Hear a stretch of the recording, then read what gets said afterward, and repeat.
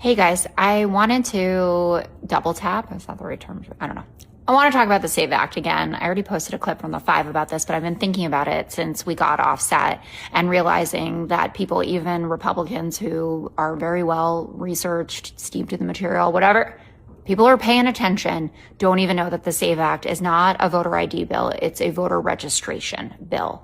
And those things are markedly different. And when they talk about it as voter ID, it makes Democrats seem like assholes, like we're on the wrong side of another 80-20 issue, when in reality, most Democrats are open to the idea of having to present voter ID when you go to the polls. It just has to be reasonable. So accepting driver's licenses, state IDs, tribal IDs, even if they don't have an expiration date. Maybe there's some conversation about student IDs. Even.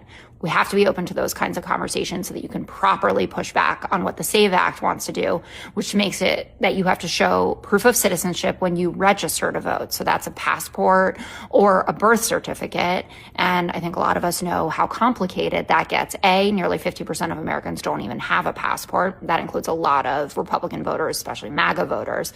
But then B, with the birth certificate issue, how many of you have the birth certificate just on hand or are going to go through the effort of going to get it? Let's say you're a student. You just showed up at the University of Wisconsin. You want to be able to vote. You're in a swing state. Did you bring your birth certificate when you went off to college? I sincerely doubt it. My mom kept mine locked up pretty tight. And then if you've gone through a name change, it's a complete nightmare for women who are listening to this and have changed their name. You know what I'm talking about. I didn't even change my name, and it took me 3 trips to the DMV to be able to get my real ID because different forms of ID had different formulations of my name because I have 2 middle names. Thanks a lot, Mom, for that. It didn't make a ton of sense. Though I do kind of love having your last name in my name.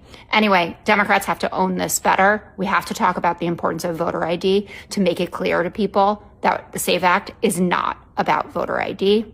And it's going to result in millions of people, a lot of them who would vote Republican, having a much more difficult time being able to get registered and then go to the polls.